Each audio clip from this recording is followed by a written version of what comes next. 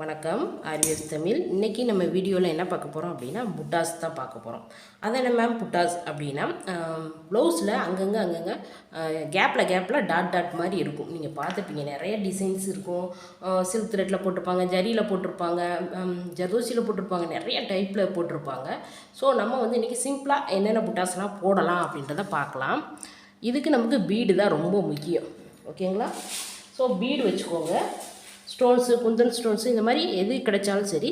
So எதை வச்சுனாலும் நம்ம புட்டாஸ் நம்ம க்ரியேட் பண்ணலாம். ஓகேங்களா? ஸோ அதை ஃபஸ்ட்டு தெரிஞ்சுக்கோங்க.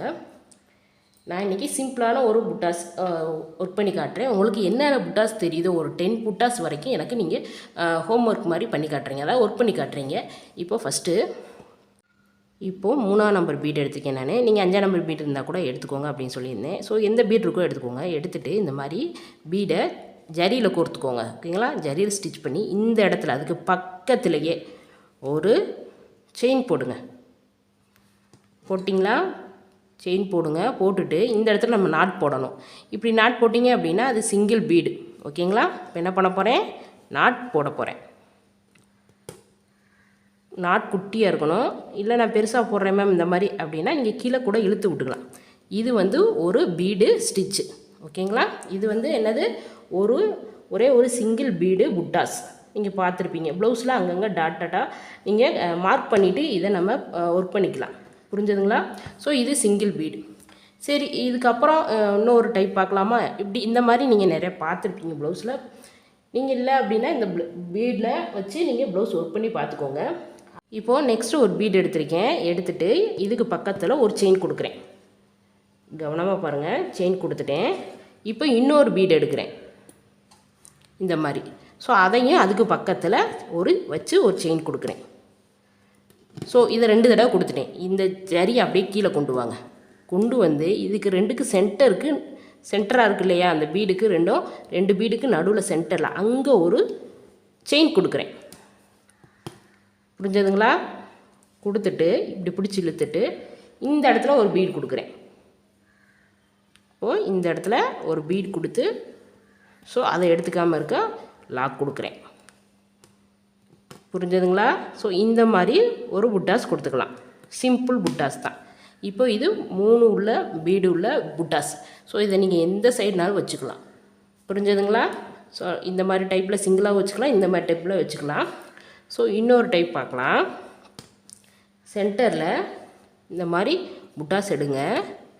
எடுத்துட்டு ஒரு லாக் போட்டுக்கோங்க. போட்டுட்டு இதை சுற்றி என்ன பண்ண போகிறோம் அப்படின்னா சுகர் பீட் கொடுக்க போகிறோம் நம்ம. ஸோ நான் ஆல்ரெடி சொன்ன மாதிரி 2 பீடாக.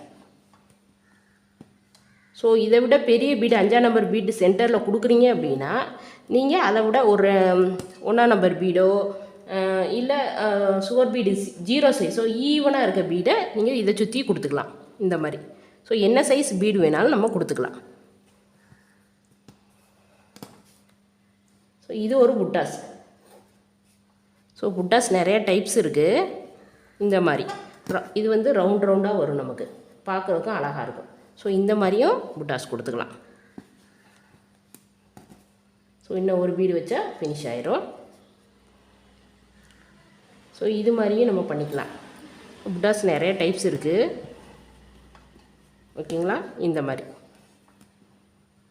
இப்போது இதை செயின் போட்டு லாக் போட்டுக்கலாம், எண்ணாட் போட்டுக்கலாம். பார்த்தீங்களா?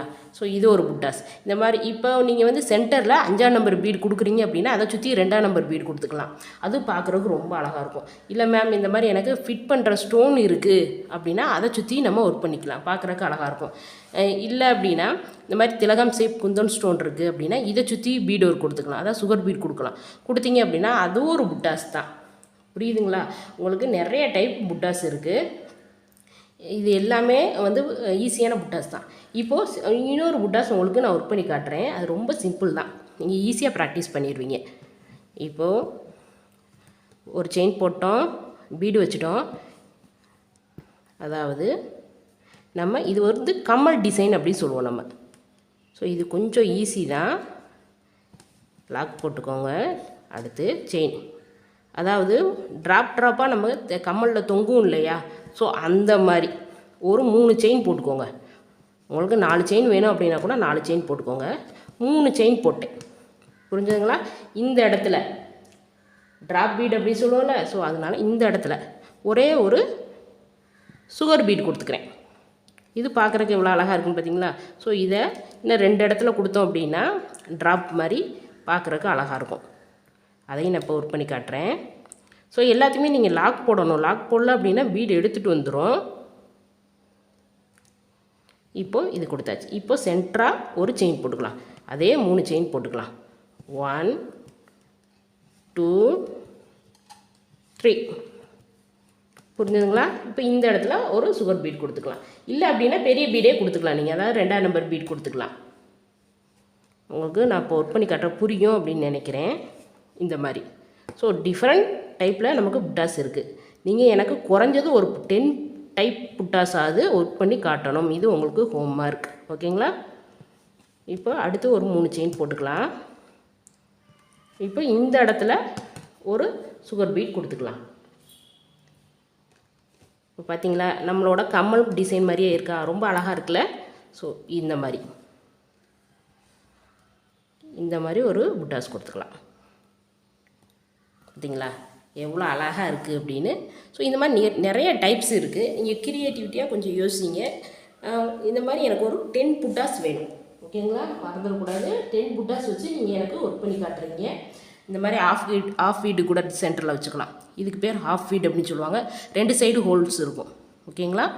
நீங்கள் இந்த சுகர் பீட் தான் வாங்கணும்னு இல்லை, இந்த 3ஆம் நம்பர் 4ஆம் நம்பர் பீட் தான் வாங்கணும் இல்லை, ஹாஃப் ஃபீடு கூட சென்டரில் நீங்கள் ப்ளேஸ் பண்ணிக்கலாம். ஸோ எனக்கு 10 டைப் வேணும். புரிஞ்சதுங்களா? இந்த மாதிரி டைப் ஒன்று வச்சுக்கோங்க. இந்த மாதிரி டைப்பு, அதாவது ஸ்டோன்ஸு, அதாவது சென்டரில் இருக்கிற இந்த மாதிரி ஸ்டோன்ஸு இந்த மாதிரி யூஸ் பண்ணிக்கோங்க. ஓகேங்களா? இந்த மாதிரி ஒயிட் கலர் பீடு யூஸ் பண்ணிக்கோங்க. இந்த மாதிரி எனக்கு ஒரு 10 டைப் ஒர்க் பண்ணி காட்டுங்க. இப்போ உங்களுக்கு புட்டாஸ் புரிஞ்சுருக்கும் அப்படின்னு நினைக்கிறேன்.